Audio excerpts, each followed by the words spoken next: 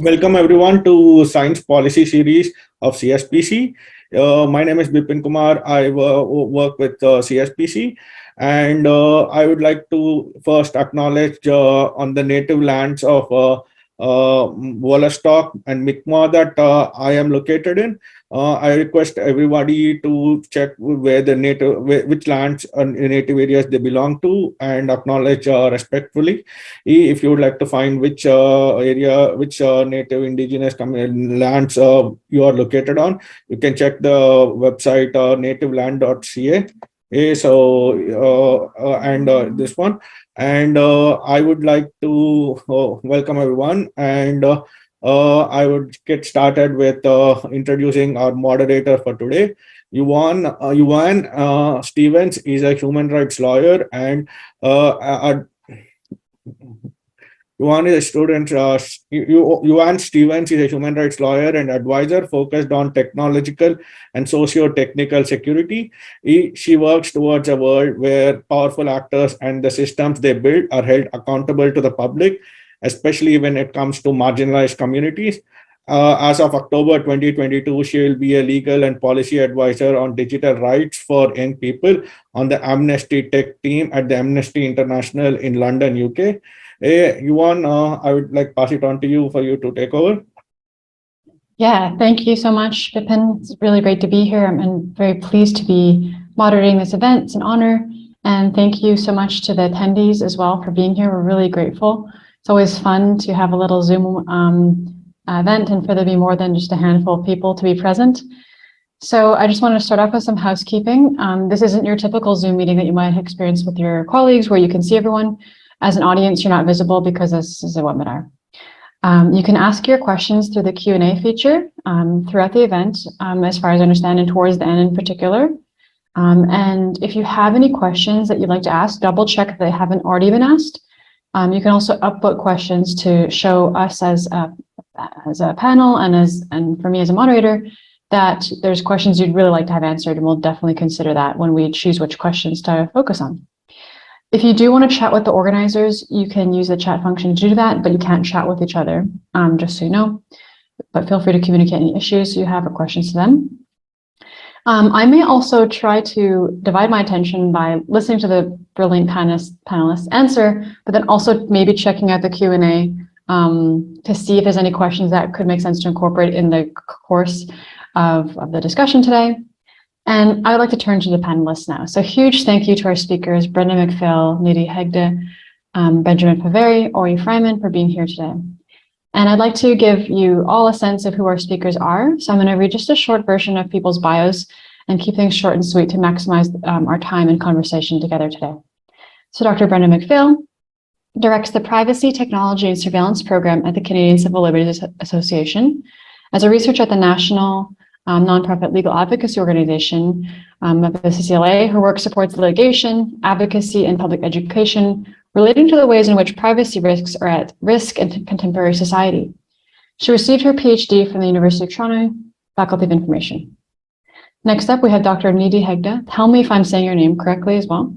Who is a fellow in Canada's CPAR AI chair at the Alberta Machine Learning Intelligence Institute, or AMI. And as Dr. Hegde is also an associate professor in the Department of Computing Science at the University of Alberta. Before joining UAlberta, she spent many years in industry research labs. Most recently, she was a research team lead at Borealis AI, which is a research institute at the Royal Bank of Canada, where her team worked on privacy preserving methods for machine learning models and other applied problems. Next, we have Benjamin Faveri, who is a Canadian research and policy analyst at the Responsible AI Institute, RAII. Currently, he's developing the Responsible AI certification program and is leading it through Canada's national accreditation process. Before his work at the RAII, Benjamin completed a Master of Public Policy and Administration at Carleton University. Finally, we have Dr. Ori Freiman, who explores the intersection of technologies, democracy, and social change. He recently completed a postdoctoral fellowship in the Ethics of AI lab at the University of Toronto, where he researched the concept of trustworthy AI and its relation to policymaking and ethics washing, as well as the potential social consequences of central bank digital currencies. So let's dive into the panel. The purpose of today is to hear out our brilliant panelists' thoughts on pertinent issues related to AI, big data, human rights, justice, and privacy. I do want to encourage the panelists to respond to each other directly if you ever want. I know that it's much easier to do that in person, but panelists, please do ask each other questions, respond directly to other people as well, and don't just answer just because a question has been asked. You are welcome to just interject as you like, and as will be polite and culturally appropriate. So for my first question, I'd like to set the stage. Governments in the EU, US, and Canada have begun introducing laws on artificial intelligence because of the risks that we believe are posed related to this technology. But I think it's really important for us as people working on these topics to kind of be on the same page, or at least convey what we think is meant by the term AI. So I'd like to ask some questions about this. How do you define the term AI, both technologically, sociologically, legally? How has this definition changed over time? And I'm wondering if you can take a stab at this first, Nidhi, and tell me if we're pronouncing your name correctly first, and I'll also ask the rest of the panelists to chime in with their thoughts on how we define AI. Sure, Yuan, thank you. Yeah, that was close enough. It's Nidhi, close enough. Yeah, so there's often a lot of confusion about what terms like artificial intelligence or machine learning really mean. Artificial intelligence is generally an umbrella term, and it applies to methods, mechanisms, algorithms that essentially learn from data. This could be data about people, data about systems. It learns from data to then be able to do other tasks, like the other tasks might be predictions or decisions about a certain situation in a system, or like a credit card application, for example. So essentially, it's everything that learns from data, creates a method which is then used for some sort of decision making or setting of the system. So the key property there is that there is no mapping or like a table that a human has created that says, if you see this, then do that. It's basically rules that this algorithm has learned by looking at patterns in data. Yeah, that's really helpful. Thank you so much for that. And it makes me think as well of other people I've spoken to who are in the scientific and computer science community who have said that a difference between AI and big data are the amount of data being used, and then also the purpose, and also perhaps the level of autonomy and and maybe the purpose as well. So Nidhi or anyone else, I was wondering if you could talk to me about how AI is different than statistics, data science in your eyes as well. Yeah, actually, I think the quote that you said was pretty good. Like big data or data analysis, statistics. Yeah, we are using algorithms that learn from patterns, but it's really for analysis or insight into something that's happening. But then a final decision might be made by a human. Typically in AI, when people say AI, what they really mean is something that is more automated along that pipeline of having the data, learning a pattern, creating an algorithm, making a decision. Interesting. I would love to invite others to chime in as well. Dr. Freiman, feel free to. Thank you. Always fine in this conversation. It's okay. So I think I have 2 points that might add. The first point is that from philosophical perspective, we look at this at what it is actually in the world, and we see it's complex, it's autonomous, it's interconnected, it's sometimes, or at least some systems are not explainable, what we call black boxes, or many stakeholders are involved in this socio-technical system. It's like a lot to comprehend, and many definitions exist and function, but I think that it will be beneficial, and here I follow others for suggesting the definition, is that AI should not be defined like a binary term, that's something that this is it, and more to think of it of something as more broad. And we know that, for example, rocks are not intelligent, plants are more intelligent, some animals are more intelligent until we get to humans. But we want the definition to acknowledge that intelligence is not only biological. So it's some kind of a computational process that gradually gets the information towards some kind of action. It's not only physical processes, but also some kind of computational, and I think that's productive. And to put it in practical context, the question of definition, we recently saw how important it is for everyone to look at exactly what is defined at the law. And here I'm referring to the AI Act in the European Union, where they started with a very broad definition of AI. They started with a definition that was acceptable on almost everyone, stating that it is some kind of a software that's developed with tactics or approaches that listed in some kind of a supplement that they added, and it has some kind of outputs from certain kinds. But later, in a draft that was later, they changed the definition just a little bit and added that it's some kind of learning or reasoning that is also a generative system that is influencing its environment. And that little addition, small addition that was added to the definition actually enabled, if it was accepted, it would enable to those who develop AIs that are not from the generative models, which are only, of course, a subclass of machine learning, to argue in court for excluding themselves from the AI Act. So definitions are really important. Yeah, those are really good points. And I appreciate your perspective as well, because you're coming from this as a person who's focused on the information science and sociology sort of aspects of how we define AI. And there are different perspectives depending on the school of thought you're coming from. And then how the law defines AI also has significant implications for what is captured. Brenda, I was wondering if you have any thoughts on defining AI and what it means, and maybe how its definition has changed over time, what its implications are.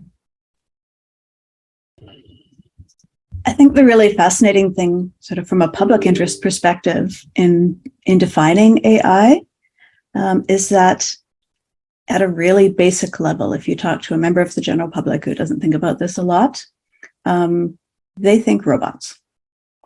They think Minority Report, possibly.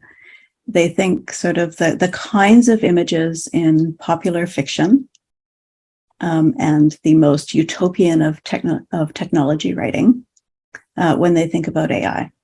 And of course, those who spend more time looking at the actual functionality and capacity of AI as it currently exists, both in the public and private sector, understand that that's not where we are. So there can be a big disjunction between what people imagine may be the issues with artificial intelligence that we need to hash out when it comes to issues of law and policy, and what the true issues are. At the same time, it's always helpful to look at that sort of ultimate horizon when you're trying to develop forward-thinking policy. But there are so many conversations that I've been in about AI, where about 3/4 of the way through, it becomes clear that not everybody has exactly the same vision about what we're talking about. So I am really grateful that this conversation has started with this kind of definitional question and conversation. Yeah, I just see that someone's like, maybe we should talk about the outcomes of AI. And I think that's a really valid question. I think that to talk about the outcomes of something would not really make sense unless we talk about what the thing is that can lead to the outcome and how we define it. And as we can see, there's actually a diversity of ways to define what we say with artificial intelligence, which can even relate to what we say, what we mean when we say intelligence in general, which is something I feel like, Ori, you were kind of hinting at when you're talking about plants, rocks, etc. Benjamin, I would love to hear your thoughts as well. How do you define AI? How does it come up in your work, in your life? And do you have anything that differs or is similar to what folks have raised in terms of the utopian views of maybe AI, how we define it historically or in relation to other things? I'd love to hear your thoughts. Yeah, so it's sort of, everybody sort of touched on what I would consider AI to be and how it's come up in my work. So we at least where the stuff we do at work, it usually just relates to what's already included in the law or what's been proposed in various laws. And that's usually informed by stuff that Ori mentioned, just like the philosophical and sociological things. But other than that, I think everybody kind of summed up everything that I would have said already.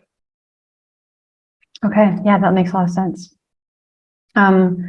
It might also make, I'm a moderator, so I'm not going to give too much of my opinion on this topic more than what would serve the conversation. But I also think it could be interesting to raise how our definition of AI has changed over time. So in my research on the history of AI, I've come across the fact that computer scientists in the 50s and 60s, et cetera, would actually believe that things like decision trees, and I forget the exact technical name for them. So for example, when you're filling out a form using something like TurboTax and you select an option and it leads you to all these other options based on what you select, that was a type of AI.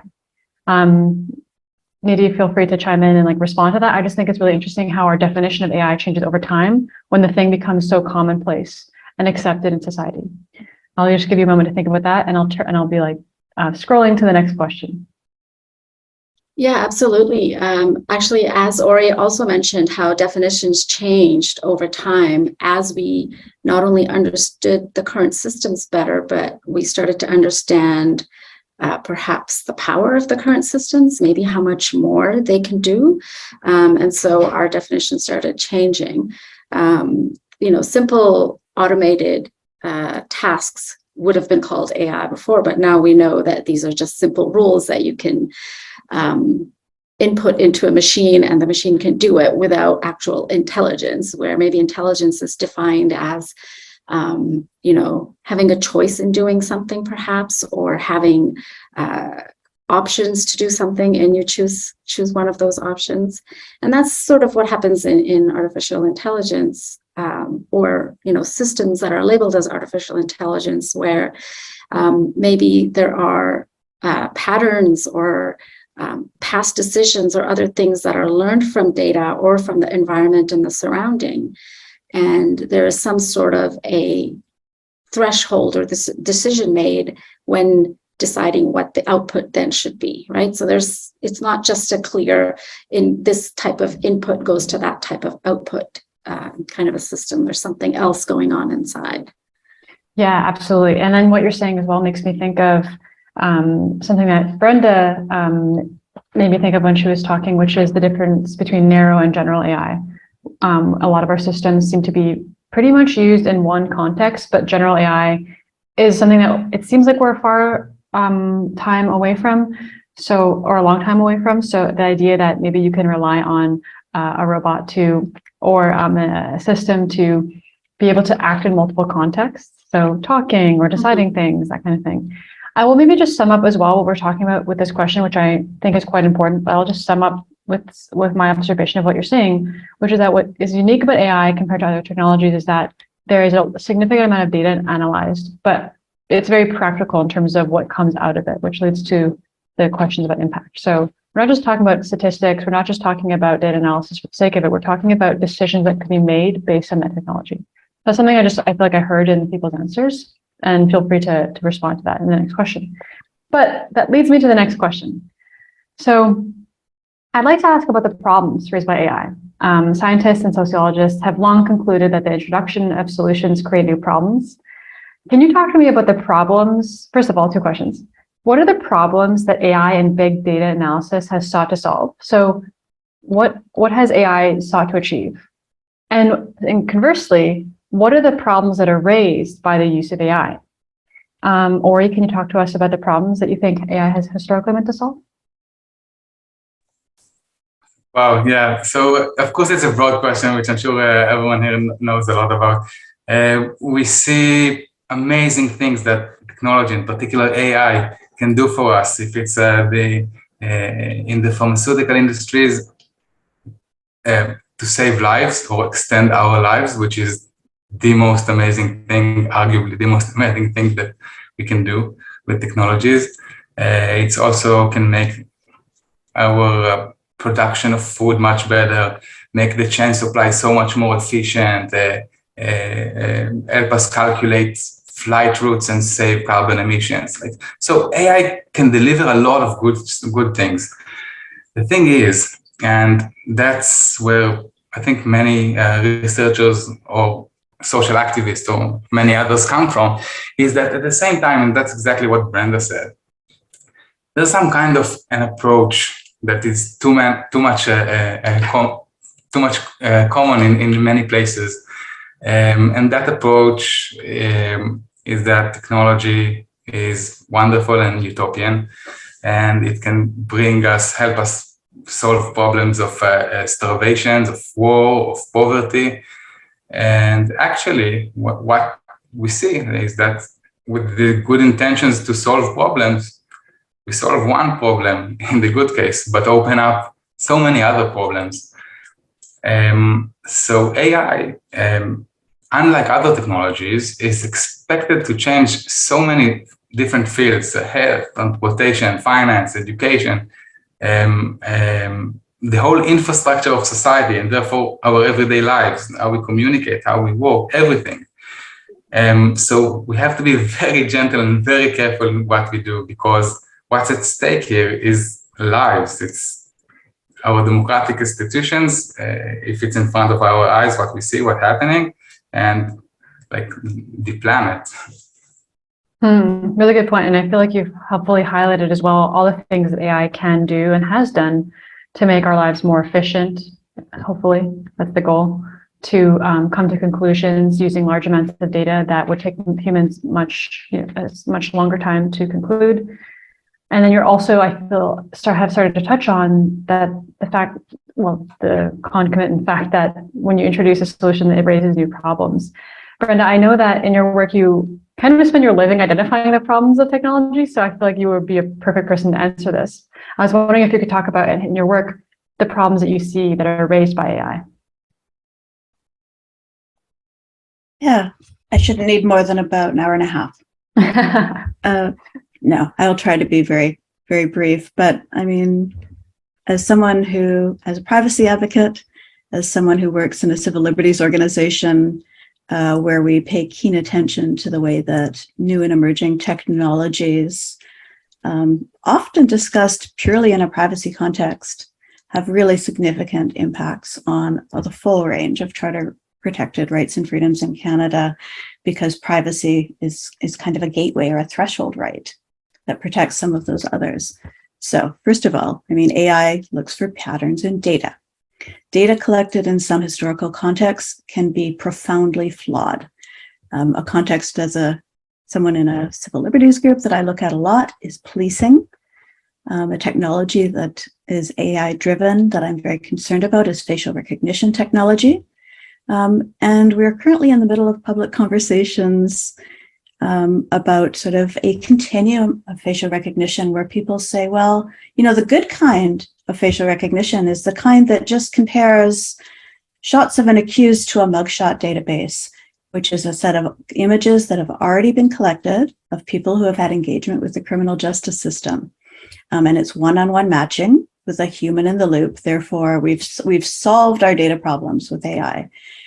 The problem with that is that data was collected over decades in a system where we know that people who are Black, or people who are brown, or people who are Indigenous, or people who are homeless, or people who are male and young even, are disproportionately subjected to the surveillance gaze of police. Therefore, their data is disproportionately collected, they're disproportionately charged, and they're more likely to be in the database.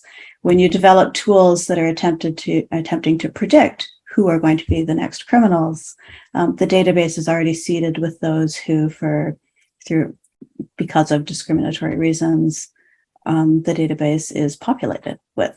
So there are problems with perpetuating historical bias and discrimination based on using historically biased and flawed data, which of course is contrary to one of the problems or promises of AI, especially in a justice system context, which is to remove human bias, to try and bring a level of objectivity to decision-making. So when you've got a system that potentially operates in a way that is contrary to the promise and the reason that people, hope to use it, there's a fundamental social problem that emerges. particularly in contexts where, and in Canada, we're very subject to this, AI is the next greatest thing. This is going to be the innovative field in which Canada is going to make their mark in the world. So there's a great drive to embrace the innovation of AI, and there's a lot of pushback against those of us who are considered Luddites because we raise issues with that innovation and that promise. So lots of interwoven problems there around sort of the way that AI is trained, the way that we think about it, and the way that it's pitched and marketed and sold, both to members of the public as well as to decision makers. The drive for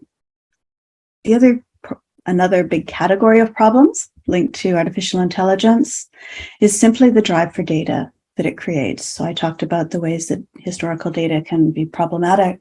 In the private sector, we have surveillance capitalism. We have this concept that because data is necessary to drive these innovation engines that run on AI, that the sort of exhaust of our daily lives as we live online should be fair game. And so we have an erosion of the concept of informational privacy, which is fundamentally, as it was historically conceived, back in the days of Alan Weston, so going back to 1967, but which remains the definition of the definition used by courts in Canada still today. The concept of informational privacy is focused on self-determination and individual control of information. It's focused on purpose specification, which means I'm supposed to get to decide who gets my information for what purpose. And it's focused on data minimization. I'm supposed to get to decide how much information about myself I want to share, and that can change in different contexts and with different individuals or different organizations. All of those sort of fundamental principles, purpose specification, data minimization, individual control, are deeply problematic in a system where the drive is we need data to run these systems, and we're going to write a policy that says we want information we collect from you may be used for research purposes, which then has been deemed, rightly or wrongly, I'd argue wrongly, to cover off the use of data for that kind of secondary purpose. And we could talk about de-identification, but I won't do that here. The last problem, briefly, or category of problems, is that it's not just, obviously, as I said, about privacy problems. And one of the key rights that comes in fundamentally here, I've already flagged, it's about equality.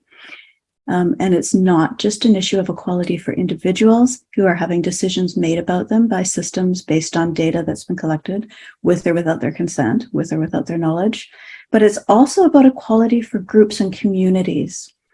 Because one way that these systems sometimes work is to say, I don't really care if you're Brenda or you're Yuan or you're Ori. What I care about is Brenda and Yuan are both women, so that's going to put them in a particular category. Ori's in a different category. Brenda has one skin color and ethnicity. Yuan has another. So I'm going to move them into different categories. Social sorting. Social sorting is what we're talking about. And the way that people get sorted and categorized can have fundamental impacts on their life chances, and yet gets buried in the objective process of data categorization and sorting behind the scenes of an artificial intelligence system in a way that our privacy laws don't properly capture, or any other laws, because it's not about individuals. It's not about individual rights. It's about groups. Those are such great points, Brenda. And just to sum up what you're saying before I turn to others on this topic, I think you've really helpfully raised so many of the problems, not even all of the problems related to AI. I can totally imagine you having like a keynote speech or on this topic, but you've talked about the historical problems with the collection of data, the biases that exist even in the data collected, and how the privacy implications, data protection, so the fact that these systems are based off of mass amounts of data that are collected. And so privacy is actually a thing to protect, hopefully, before AI systems are built, which would, because they're very much related. And you're talking about equality and social sorting issues as well. Social sorting being a term used by David Lyon, the surveillance scholar. And I'd like to turn to others as well. Benjamin, I was wondering if you could talk to us about some of the problems you see in your work and in life that involve how AI has solved certain problems, and then also the problems raised by the technology. Sure. So I'll try and mention something that wasn't previously mentioned. So one of the issues that I've seen is the jurisdictional problem or the transnational nature of AI. So to Brenda's point, she talked about policing and its various use of facial recognition technology. So in Canada, there's 4 levels of policing. There's the federal, provincial, municipal, and Indigenous self-governing, and they're all they all get to sort of do what they do. They don't really have a particular thing that oversees each individual thing. Like there's the RCMP Act that dictates what the RCMP can do, or the Ontario Provincial Police Act that tells you what the OPP can do, and the other stuff. But if they're all using facial recognition technology, or at least some of them are, there's not really a thing that you can look to see how it's going to be used, which would create some, at least in my mind, some inconsistency in how that technology is applied in different police services. And that problem, that jurisdictional issue, exists with various applications of it. You can use it in healthcare, banking, and different banks would do different things. And ideally, you would create some level of consistency, whether that be through law or a standard or something similar. And that's sort of the problem that I see come up at work all the time. Is how to address that issue. Yeah, so it sounds like you're saying that that you're talking about the use of artificial intelligence or something like face recognition by different levels of police, and how there would be a need to create some sort of standardization as it relates to the treatment and use of those systems. And it makes sense to me as well that this would absolutely be a live issue in your work, because you work in certification, that kind of thing. Yeah. But it doesn't have to be a standard. Like it could just be a law that applies to the piece of technology. Like what the Artificial and Data Act tries to do is that it tries to address like what a piece of technology can do, and that would apply in my example to all police forces, not just each individual level. Yeah, blanket. Okay. So that would work as well. Yeah, that's a really. Oh, sorry. Yeah. Anyway, that's the problem that I perceived that somebody didn't mention.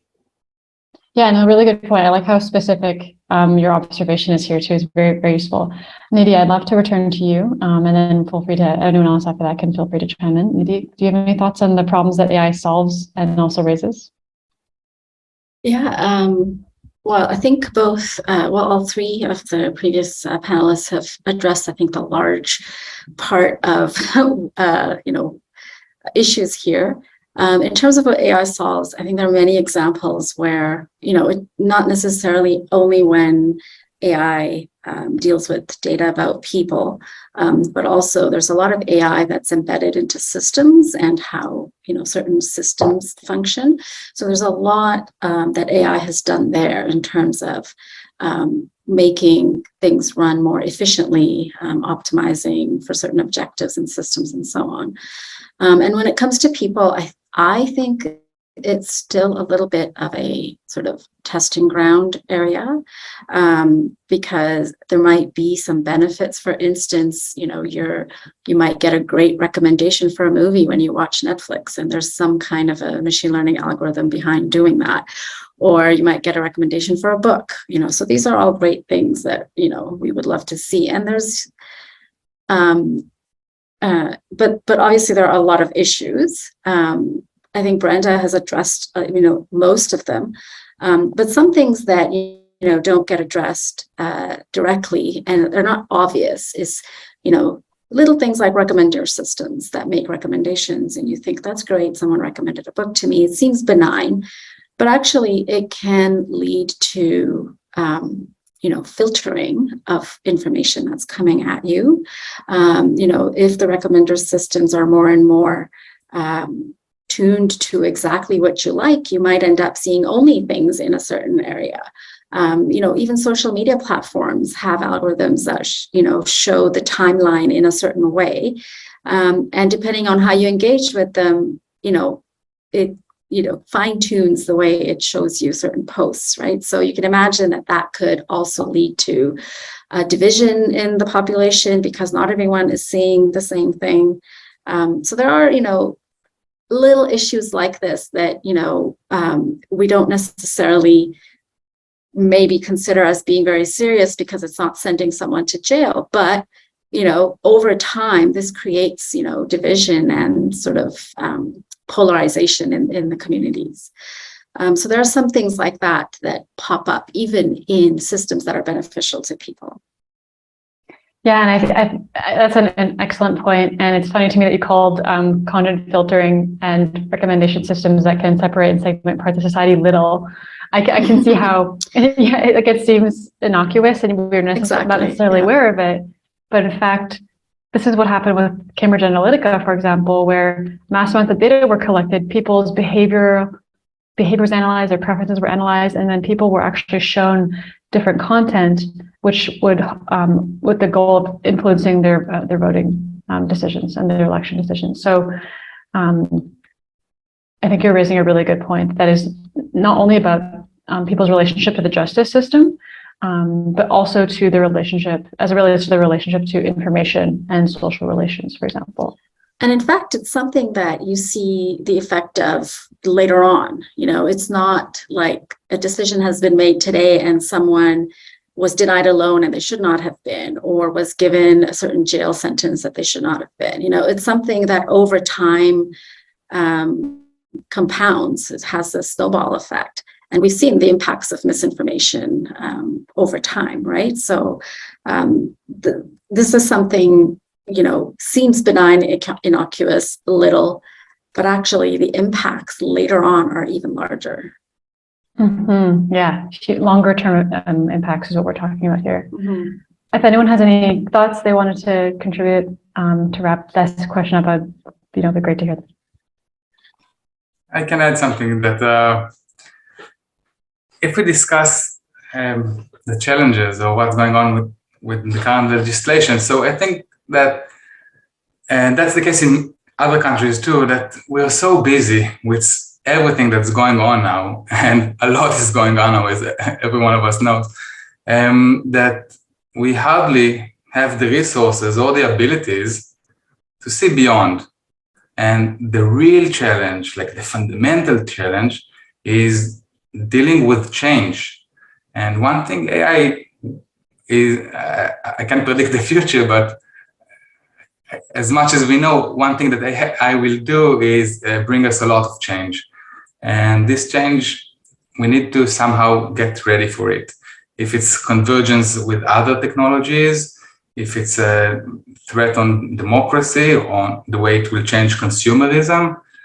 And here, I think, again, I'll build upon the work of others. And I hope that I give the credit correctly. I think that the Center for International Governance and Innovation, one of the criticisms that they had about the new law is that it doesn't have a complementary national strategic plan.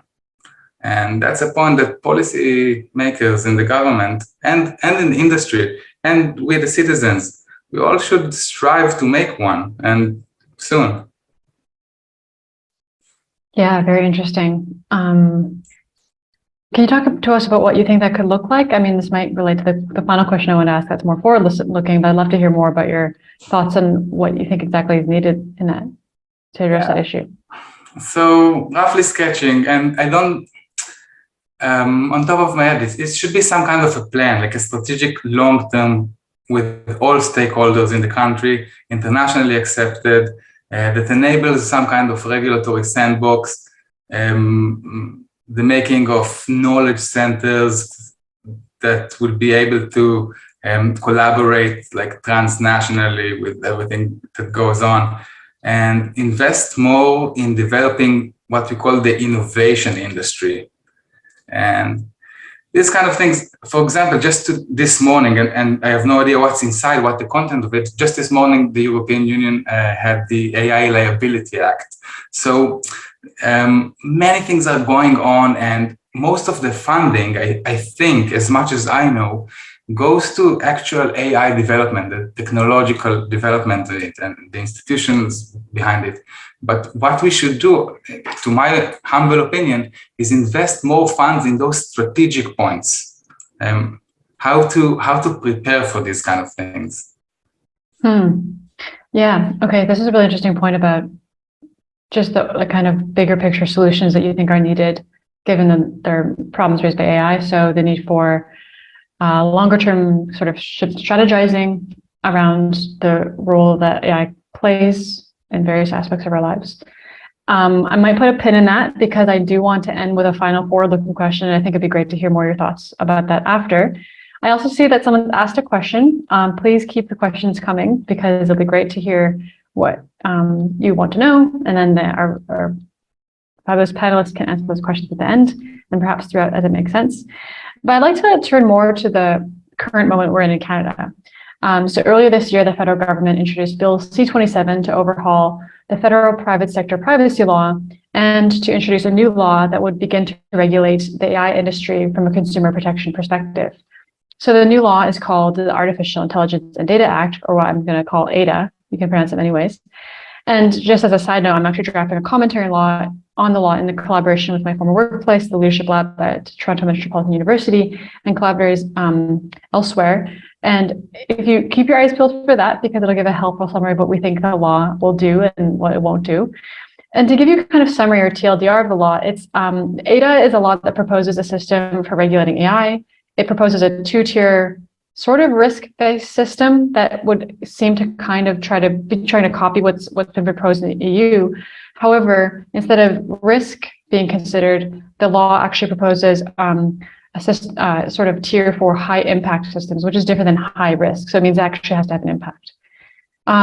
Really, the law focuses on auditing requirements for systems that have been deemed high impact, and then largely focuses on transparency and record keeping. And I would argue in my analysis of the law that it was much more relaxed than the proposed EU AI Act, which addresses AI systems in a much more granular way, I think, through detailed explanations, limitations, and precision. At the same time, this kind of law is pretty landmark and is very promising. So I was wondering if we could talk about people's impressions of the law, given the current moment we're in. Can we talk also about not just the AI law, but the privacy law as it relates to your work? And kind of what you I would like to know what you think about the law, particularly as it relates to human rights, privacy, et cetera. Benjamin, let's turn to you. Can you tell us about any thoughts you have on the law? What are your first impressions? Sure. So my first impressions are it's a good first step. Like, I think it's good that something happened rather than nothing. It definitely needs to be more fleshed out. It seems like there's several sections that are either missing or aren't explicitly defined. So to your point, the auditor role or the lack of explicit definition on what the auditor's role is, especially around like how they're going to assess these high impact or high risk systems. It's unclear like who's going to do that auditing and what assessment they're going to do or what's included in that assessment. So those sorts of things I think should probably be worked out. There is a provision like lower down in the act that says that sort of stuff will be determined by future regulations, and you can agree whether that's good or bad, but either way, those future regulations should be fairly comprehensive in defining all those things, since it sort of underpins most of what the act is getting at. Those are my questions. Sorry, I keep interrupting you. No, it's all good. I'm good. Okay. So those are really what you're saying makes a lot of sense. Just to put into context, there's a professor at Ottawa, Patricia Scassa, who's also pointed out how the law seems to be very short and leaves a lot to the regulation, which is essentially like a legal appendix. So you're not the only one raising this. Nidhi, I was wondering if you have any thoughts on the law, first impressions, things that you think are being done well, and what is proposed. You feel free to also just take it away from the law if you feel like it makes sense to talk about something else. But I just wanted to hear your thoughts as well on the law. I agree that it's not fleshed out enough. It's just general. It's very general. Going back to our first question today about the definition of AI, of what AI really is, that matters because if there are laws or regulations governing AI, then it's important to know what is AI, right? And I don't think this text does anything to make that clear, any more clear. So I think that's something that's important. First, to identify what services and products are considered in this law. That isn't clear to me. And then in terms of high impact, That's also something which I find a kind of a wishy-washy terminology, because high impact in what way? Is it high impact in the sense of someone's life chances or opportunities in life? Is it high impact in terms of what it does with respect to the status quo? Like, it's not really clear what high impact means. Right? Yeah. You know, whether it's high risk or low risk, that's another issue, which is also debatable if it's not clearly defined. So I really think that this, you know, it can be seen as sort of a very soft first step, because, you know, if I were to be a company creating some AI product or some service, then I could very easily make things okay under this broad definition. So, you know, I don't really, you know, I get the intention of wanting to address this issue, but I don't see it as being specific or precise enough for us to even do anything about it. You know, it's, Yeah, I find that really actually telling, that a person like you are probably the person with the most technical expertise on AI on the panel, and then you've also, you know, you worked for companies and you worked in research labs, which means to me that you actually have a window into what companies want. And of course, you're now a professor, which is fabulous. And it makes me think that, based on what you said, that corporations, people who create AI systems for private interests, would actually want clarification. That you think that this lack of clarification would leave for a lot for flexibility, when in fact that clarification would not only be useful for the general population, but also the people who are creating these systems. That's super interesting. There are no technological teeth in this law. You know, like there aren't enough technological terms for us to be able to even know what it is that we should be auditing or assessing. Yeah, that's a really good point. There's no technological teeth to this law. I love that phrase. Ori or Brenda, I'd love to hear from you next. Maybe we'll go with Ori and then Brenda. Pleasure. So there's a few points to make. First of all, thank you for this question. It's I think in my perspective, it's the most important one, because it gives us an ability of what can we do, or what else can we do? And there are a few points to make here. First of all, as Benjamin and he said before, the laws leave a lot of interpretations for certain concepts, and that includes also harm, which is discussed in individual terms and not in collective terms, and biased outputs, which remains for future regulation. And that is all good, and I do think it's a wonderful law. However, the lack of clarity is a warning sign to all of us to be on our toes and be very ready when regulation comes. And to have the regulations, it has to be a negotiation with all stakeholders in order not to surprise anyone. And that's a lesson from other places. So that's the first point to make. Another point to make is that I would like to see, or it would have been nice to see, that the legislators or those who write the rules also think about the red lines that we should not cross, and embed that inside the proposition. And here I refer to AI that can be used to threaten democracy. And let's say it's debatable, but using biometric data to identify individuals outside the context of security. I guess there will be more red lines that we can add to this list. A third point to make is that, as much as I understand, and the AIDA Act, the AIDA Act places enforcements on the ministry, and maybe we should consider a different democratic approach and place the enforcement on some kind of a non-partisan regulatory body. But it has pros and cons, which are obviously beyond me, but it's something to discuss about. Yeah. That last point I think is quite interesting. And for those who haven't read the law, what the law presumes is that the Ministry of Industry would be responsible for facilitating the auditing of AI systems. And yet the Ministry of Industry is also the body or Ministry of the government that's responsible for strengthening our national economy, promoting science and technology, stimulating investment, which can seem at odds with holding companies accountable for the potential human rights abuses of their technology. So I think that's a really interesting final point and something I noticed as well when I was analyzing law. Brenda, can you talk to us about your impressions of the law? And maybe because I know you're more steeped in the law than others might be, if you could talk about what you think are the positive aspects of the law, if you feel like you have them to share, and also the gaps in the law. Sure. The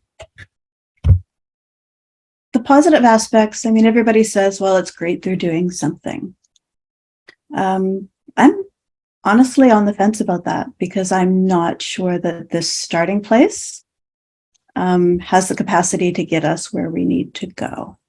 And it's particularly problematic from an advocacy perspective because it's tied into the overall implementation of the Digital Charter Bill and tied to C-27, which is our new private sector privacy law.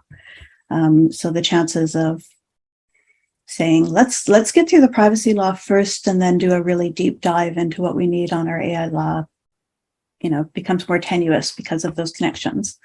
I guess what it does right is it tries.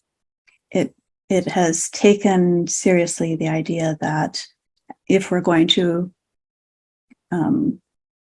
position Canada as an innovation economy, that we're falling grievously behind in regulating these tools that the EU and also, frankly, countries in South America, Latin, are doing, and Australia have all already, are all well into the conversations about how to do that.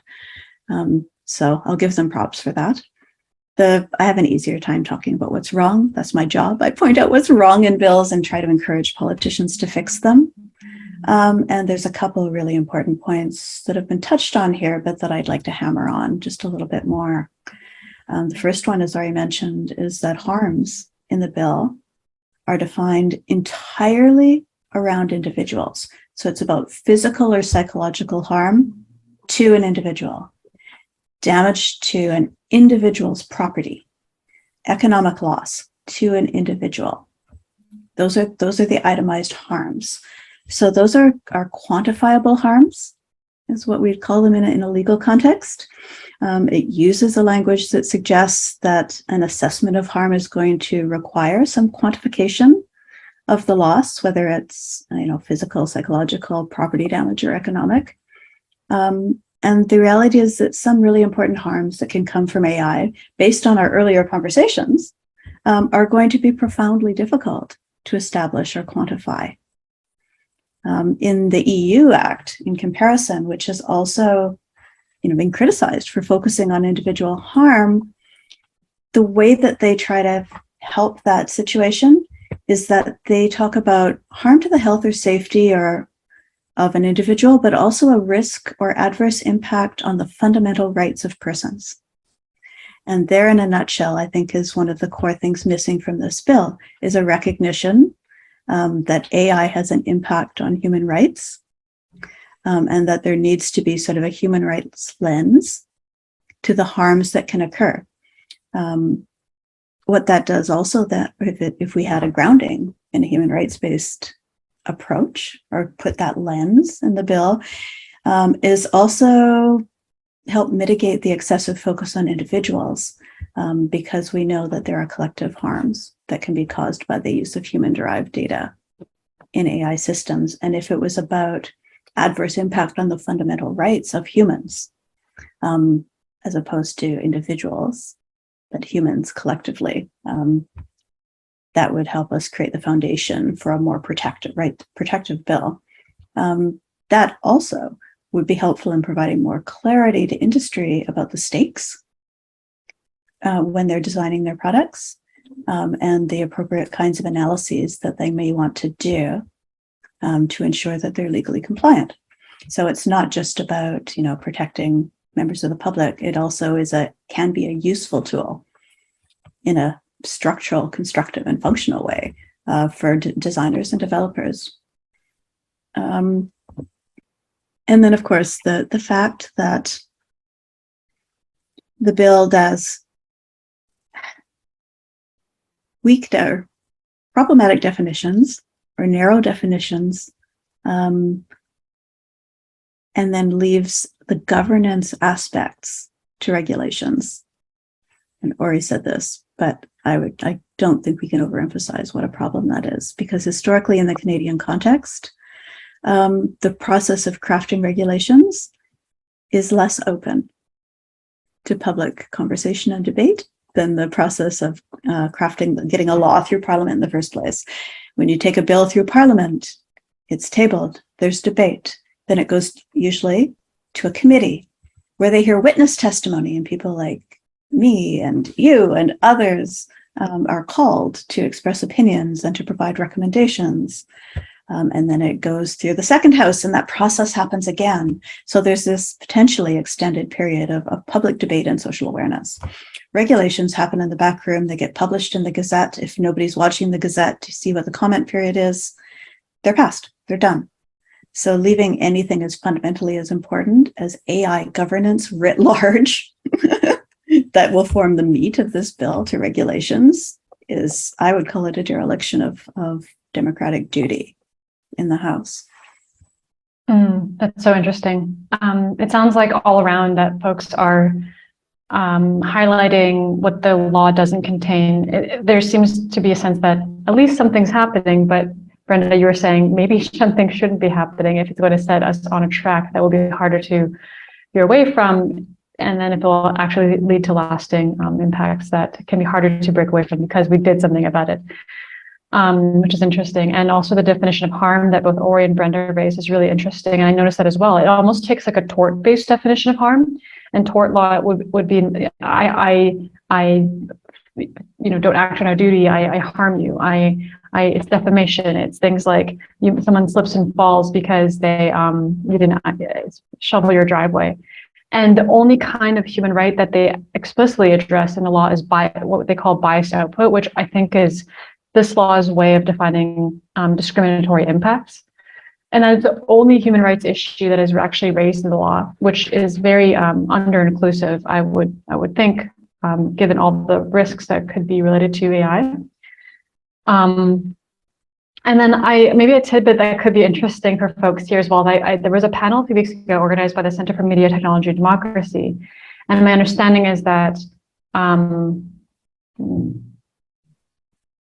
I wish this wasn't recorded. I'm going to have to be more careful because this is recorded. But I think there were certain people consulted in the law who knew it was coming, and many people did not. And what that means is that there's certain people who knew this law was being drafted. No one even knew it was being drafted, that it was just going to be addressed, as far as I know. Like, many people did not, and yet some people were. And that means that there is a lack of clarity around and meaningful involvement in this democratic process for laws that have really significant impact. So I just wanted to echo something that you said, Brenda. I think what we'll do is shift into the final forward-looking question. This is the final question, and I think there's a survey or a demographic poll that would be launched at that time. And let me just shift into that one in one moment. So we've highlighted many of the problems related to AI. We've touched on, and we didn't even analyze the law in full at AIDA, but we've talked about the problems raised by AI. We've talked about the promises associated with this technology. And I wonder, from your perspective, what solutions do you think are needed in Canada in particular, or maybe beyond Canada, in the coming year, 5 years, 10 years, as it relates to solutions for AI, given the problems that have been raised? Ori, I feel like you started touching on that in a few questions ago. You talked about the need for a strategy. You talked about the need. I would love to hear more of your thoughts on the solutions going forward, and I'll ask everyone else to chime in after as well. Yeah, thank you. The problem with answering first is that I didn't have the time to process what I would like to answer and put it like clearly. So I'm going to do it on the fly. No worries. Someone else can also chime in because I'm just choosing. I'm doing that kind of popcorn. I'm choosing you, so there's no pressure. It wasn't a complaint. It's just to say that I'll do it on the fly, and I hope it could be the outcome. So I think what's important in the future, and I think that corporations already recognize that, is that the next trend of what affects us as consumers and as citizens is privacy and trust. And they go together. And I think that governments should recognize that too. It didn't surface for no reason. And in order for the governments to be trustworthy, we need some processes to be transparent, like Brenda said about the legislation and regulation processes, and we need some kind of accountability. So having said that, and that's as much as we invest in innovation, technological innovation, the right thing to do with AI, and that's different from other technologies, is invest in democratic innovation. This technology is going to change so much things about our life that we need to think about yesterday. We should have started that yesterday, how democracy is changing with technology. And I cannot emphasize enough how crucial it is to have democratic innovation. So that's the second point. And the third point, which I just briefly mentioned before, is the national strategic plan for AI. It has to be. Yeah. The democratic innovation, I don't know if I quite understand what that means, so I might just probe a little bit into that. It sounds like maybe you're saying public interest innovation or innovation as it relates to electoral system. I wonder if you could clarify that just a little bit. So what I mean is that we usually allocate resources into technological innovation and to foster startups and how we can do business and sell products to otherwise and make the economy flow, which are really important things to have new things to innovate. And what I think is that we should allocate funds toward democratic innovation, and that means that laws, and as we all know, are very, very, very slow, as a technological process is very fast. And we need some kind of a democratic process to respond to that very fast-paced change. And our democracy is not responding properly to those changes. And those changes are only expected to accelerate. So if we want our democracies around the world to be strong, and Canada can lead if they allocate enough resources for that, we should think about the ways which we can innovate within democracy so we can be able to deal with all those new technologies coming, if it makes sense. But yeah, that sounds very interesting. It sounds like a very big picture solution that I can imagine being very worth exploring. Could also be the subject of a PhD or another postdoc potentially. Yeah, interesting. So I'm curious, what do others think about the problems that the solutions actually that we think are needed in Canada in the coming year, 5 years, 10 years? I'm just going to read the room to see if anyone looks like they might want to share those I'll select. Nidhi, do you have any thoughts? Yeah, I would say that no matter what that solution is, it needs to have proper representation. And this is something that we see as a problem in a lot of the technology development roles. It's, heavily skewed towards one type of demographic. And so sometimes a lot of these issues that affect various subgroups of the population are not necessarily identified or seen clearly. So I think there must be proper representation in any group that does come up with a solution, or any group that is given the role of defining either laws or regulation or best practices or anything like that. I think that's very important. And by representation, I mean not only in terms of demographic qualities of the population, but also in terms of people that interact with AI and technology and innovation. So that means not only consumers or users, but also developers,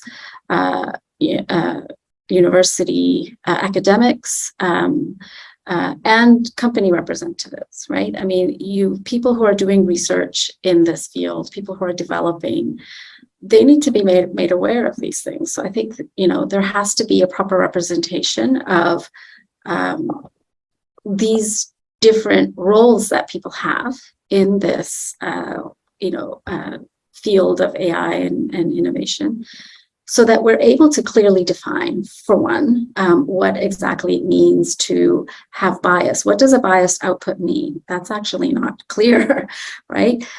So we need to know what does privacy mean? What is AI even, right? So in order to have those clear definitions, and you need to have a clear definition if you're going to regulate something or be on the watch for something. So I think we do need proper representation, the right people. The people that need to be consulted must be very broad. That group needs to be broad in its representation. Sorry. No, That makes so much sense. I was going to say, and I think that this is not. I don't necessarily see AI as being that different from other big technological disruptions and innovations we've had. I think the difference here is that we're unable to identify clearly the harms, right? Like if there was a construction innovation or something else, there's physical harms that you can clearly identify. Here, the harms are, a biased output that eventually leads to someone being wrongly classified somewhere. There's no physical way that we can identify this according to our current terminologies that we know. So these social harms, I think, are not defined well enough for us to be able to act on mitigating them. So I'm going back to that idea of making clear what the terminology is and what the definitions should be. Yeah. So your points on consultation of people, of a diverse set of people, both in terms of demographics, but also in terms of their involvement and relationship to the technology is really interesting. And then you're talking about as well the definition of harms and how it would be really helpful to kind of summarize all the harms that could that we know could stem from the use of AI in various sectors. I will say that the commentary that I'll be releasing soon does some of that work, and there's actually a lot of writing on that in the legal discipline. So those are really good points, and it means that there needs to be more work done to bring that work done, that what has been done, into other fields as well. Benjamin, do you have any closing thoughts for us as it relates to the solutions that you think are needed in a year, 5 years, 10 years in Canada? Kind of. I don't know if it will happen, but it seems like regulation or this legislation is eventually going to become a thing in Canada, and it's becoming a thing elsewhere. And we also see the development of hundreds and hundreds of these AI-related standards, everything from product to management to technical and several others that ideally are going to dictate how these pieces of technology are used or managed or produced. And to have some level of consistency across all this stuff, oftentimes legislators will reference these standards within a piece of legislation or regulation to have some sort of international benchmark or standard for these things. So this exists in other sectors that are unrelated to AI, like forestry or coffee production are some of them. They're usually related to environmental sustainability stuff. But the way I foresee a similar way of addressing these sorts of problems within the AI space is to reference some of these international standards within regulation or legislation. And that might alleviate some of the problems with these definitions that continuously get brought up, is that those definitions are defined on the international level and they could be included. Anyway, that's sort of what I see. I don't know if it's actually going to happen, but that seems to be a possible solution that's worked elsewhere. Yeah, that makes a lot of sense. And just for everyone to know, I have a cat who hates closed doors. And so you might hear him screaming at the door while I'm talking. And I will try to mute myself so that you can't hear his screeches. Yeah, that's interesting. It sounds like you're saying that there has been work done at an international level to define AI, and that it could make sense to draw on that work done as we find solutions in Canada and as we legislate and regulate AI here. Brenda, so Sorry, I was just going to say, like, it doesn't necessarily mean that like these standards are the end all be all, or like they're the de facto like correct answer. They're just one possible way of dealing with this continuous issue. But yeah, and in fact, as I know, there's a lot of work that's been done in the European and American context by academics too on sort of auditing and assessments, which draws a lot, algorithmic assessment process, which draws a lot on what's been done in the environmental realm. So there is good work that's been done on that topic. And like you said, it's not clear if that would be the sort of sole or key solution needed here. But for what it's worth, it does seem to be what the EU AI Act is doing. Like, there's lots of references to these like international standards. They don't like specifically say which ones, they just sort of mention that like they might do that. Same with like the conformity assessment stuff and the audit stuff that we talked about earlier. There's some provisions in there that sort of talk about like, oh, like we might do this, or this might become referenced. So it seems like this is a thing that other countries or states, I guess, are exploring. I don't know if Canada will do it, but maybe. Yeah, good points. Brenda, do you have any thoughts on solutions going forward, shorter term and longer term, as it relates to AI and the problems that it raises? Yeah, I mean, I often come across, and I think I have today, as really negative about these kinds of technologies. But I want not to be, because there is so much amazing potential for fun, for convenience, for fundamental systemic change of problematic systems, if we could just get this right or closer to right. So really fundamentally, we just need something really small. We need the right foundational legal and social democratic framework that can engender the kind of trust that Ori was mentioning, that goes hand in hand with privacy protections, but that also recognizes sort of the full suite of rights, including equality rights and free expression rights, that get caught up in uses of this technology driven by data that is the exhaust of our daily lives.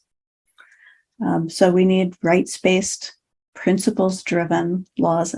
And I agree with Benjamin that there's a really clear role in this field for standards and other kind of soft law instruments, as well as processes like audits or new and innovative, democratically grounded oversight and review mechanisms. Ideally, in places not just at the end of the life or of the creation and design cycle of a piece of technology, but upfront at the beginning, at the design stage. What are we designing for? What is the nature of the problem? Is this tool the right tool to solve the problem?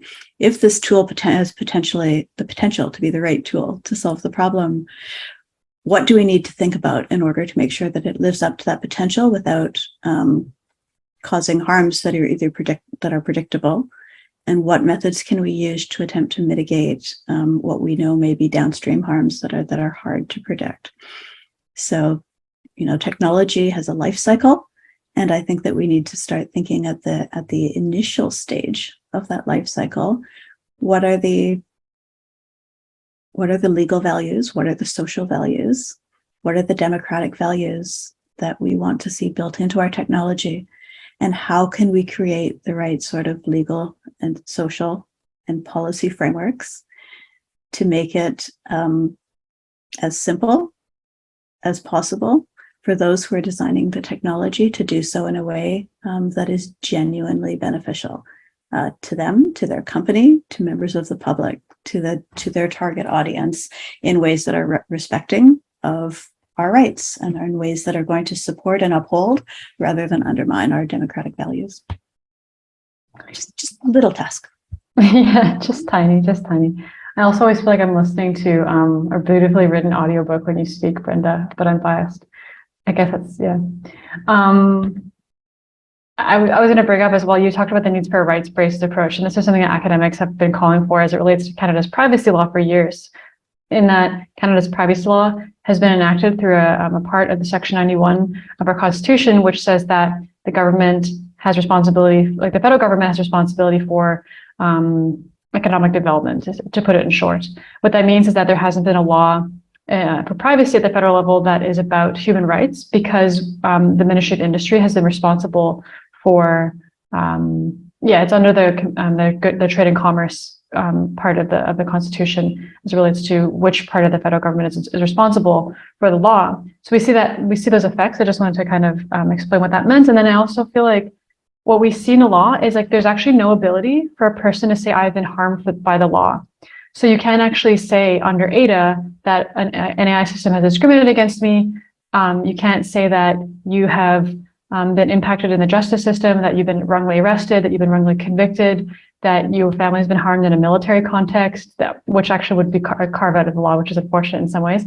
There's all these potential harms related to AI, and yet there's no ability for an individual to make a claim, or a group for that matter, to make a claim under the law, because there isn't an approach in AIDA that enables a private right of action or an individual to make a complaint. So right now it's really just an auditing based law, which it acts as though that's enough. So I just wanted to add to the litany of problems that we've highlighted, and I really appreciate these forward-looking solutions that everyone's raised. It sounds like there's technical solutions, there's bigger picture policy solutions, the role of certification. I'm just thinking of you, Benjamin, standardization, international norms. There's also the role of human rights law that I see playing a role based on what you've all shared.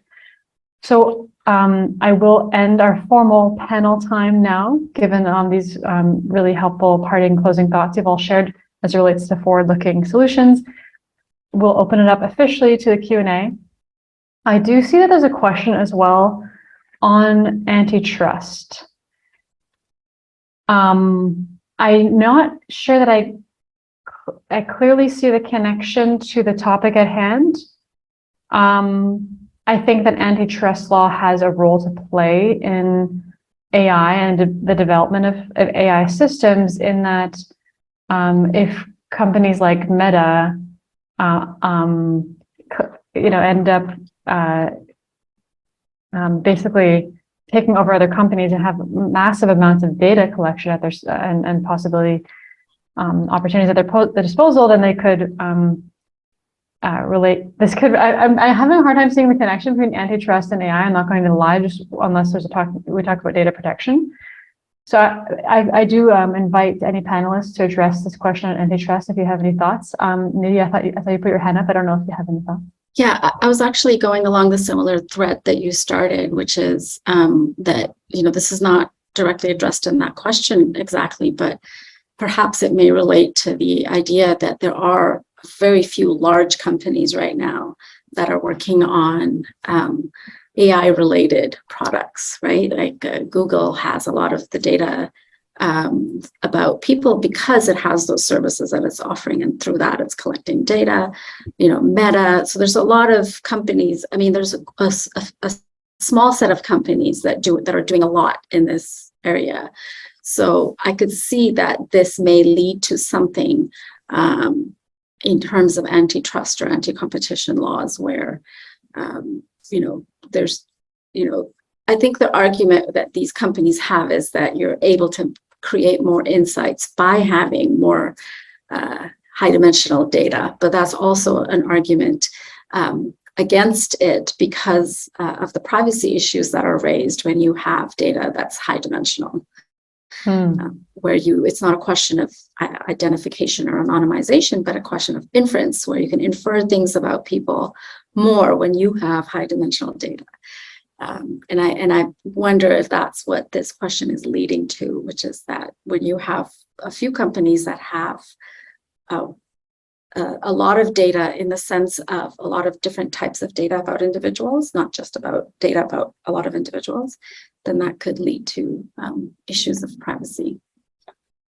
Yeah, I think you much more eloquently addressed the kind of connection between competition and antitrust law and AI by focusing on the mass amounts of data that can be collected, inferences that are possible, also high dimensional information, which I feel like is a very fancy term for.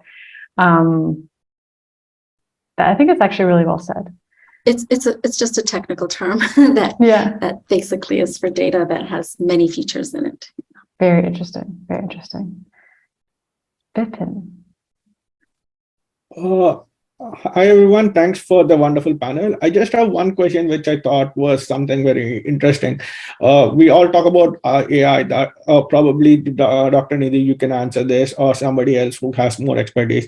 The AI that is currently being used, there are two aspects. One is that being used in research when they develop, and another one is what is being deployed publicly. And I think most agree that there are more stronger standards on when it's being researched.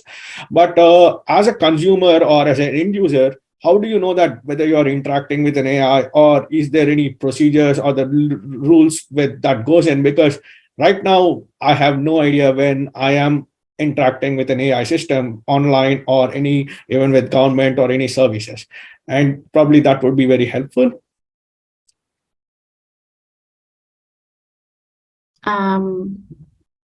Is your question or comment about the difference between AI that's being researched on and developed in that environment and versus one that is consumer facing? Is that what you were getting at? I wasn't sure what the question was, sorry. Oh, unfortunately, it looks like he's frozen. Oh, yeah. Well, the last part of what he said about not being sure whether you're interacting with an AI or a person, I think that's a little hard to address because that sometimes is the end goal of an AI product is, the goal is for it to be seamless so that you think that you're interacting with a human and you're getting whatever service you might have gotten from a human. But that idea of an AI, service system, chatbot, whatever it is, interacting with a human is again a situation which could lead to, again, I use the term harms because it's not defined clearly enough, because this AI system is probably generating the language as it goes on the fly. And we know in research, we know that there are a lot of issues of bias in language generation because these, these methods have been trained on historical data where there is bias. So there is that potential of that interaction going wrongly because of bias in that language generation. And actually, we did see an example of this a few years ago when Microsoft released this chatbot called, I think it was called Tay, and that chatbot learned a lot of racist things online and became, became a very racist and offensive chatbot.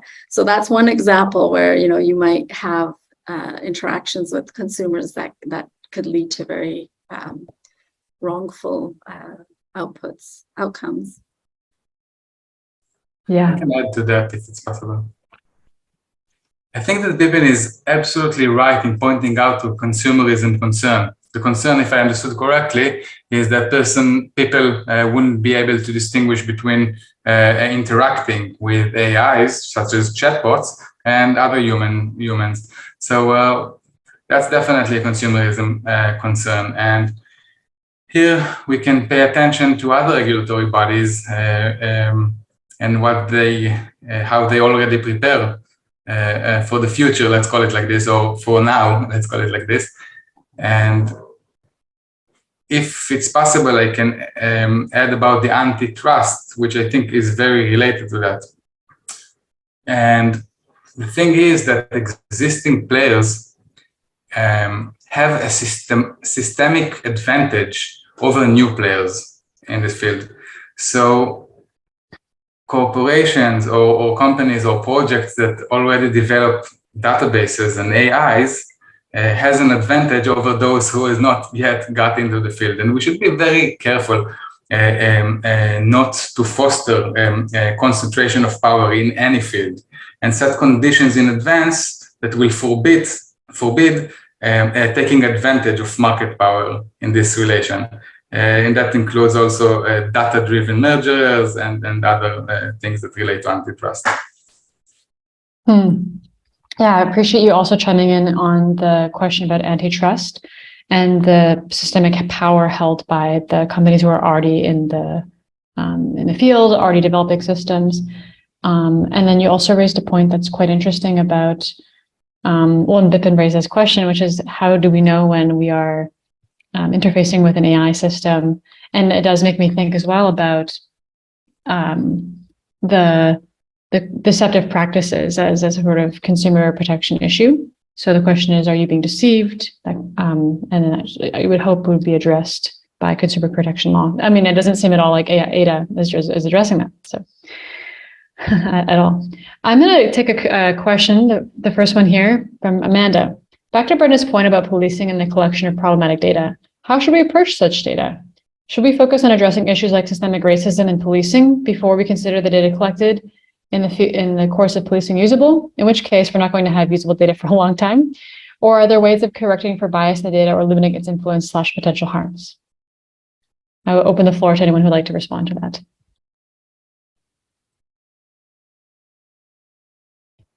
I'll start.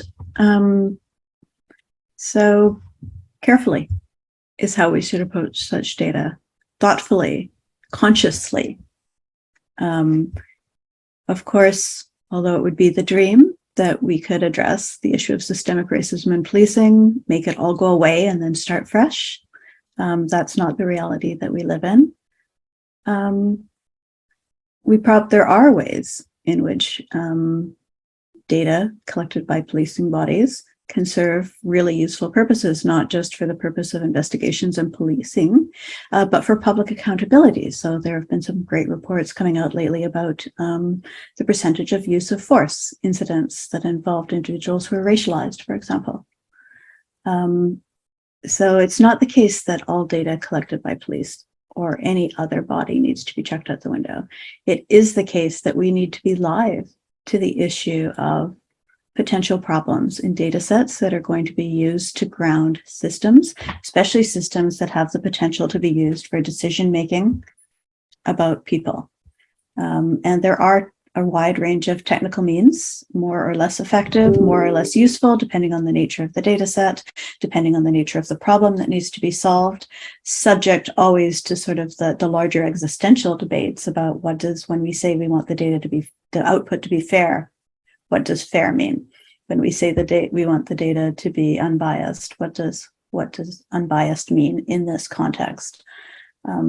So the big answer, which is fuzzy and not probably particularly satisfying, is there is no one-size-fits-all solution to fixing data because it's used in so many contexts in so many different ways for so many different processes.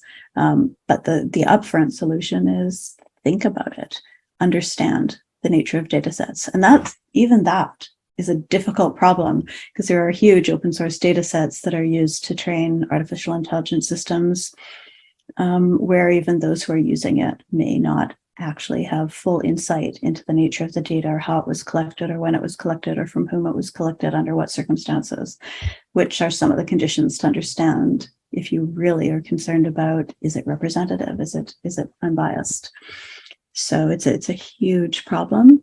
And really the solution is constantly interrogating the nature of the data that's going to be built into systems and then fed into systems. Interesting. Yeah. I like how your first answer was a one sentence as well, carefully, or as a one-word sentence. I just wanted to add quickly from a researcher point of view that there is some movement among the researchers towards this.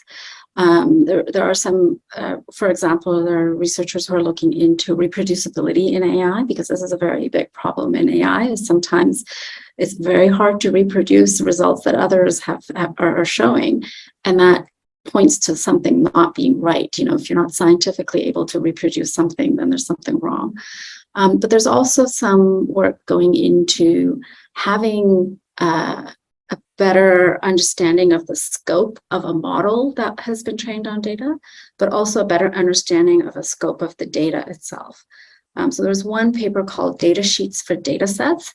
And very recently, there was another paper that followed up on this by a different set of authors. And unfortunately, I can't remember their name right now. But the goal of these papers is essentially is to create a more standardized system of sort of checking a data set, having a checklist before you actually use the data set. You know, in a lot of highly engineered systems, tightly controlled systems like electronics and airplanes and things like that, they have actual checklists that they must go through to make sure that this system or machine is functioning correctly. And so in the same way, we should have that for AI models, machine learning models.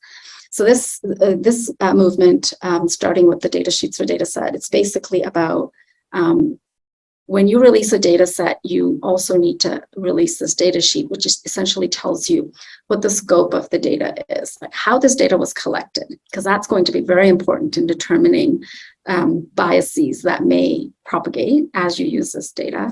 What exactly this data was collected for, because it was collected for a certain reason and you're using it in an AI model for a different reason, then you might be learning something that's not there or that's not intended to be there, right? So there is some movement in the research community to address such issues.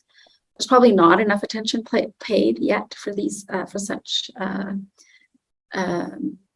initiatives, but it's something people are thinking about, trying to make it more rigorous. This idea of being careful with the data. Yeah, that's such a good point. So I can imagine that the work of Benjamin plays a role in what that could look like in Canada in particular. I know that the panel goes till 1:30, and I see that Brenda is responding and writing to a question, which is fabulous.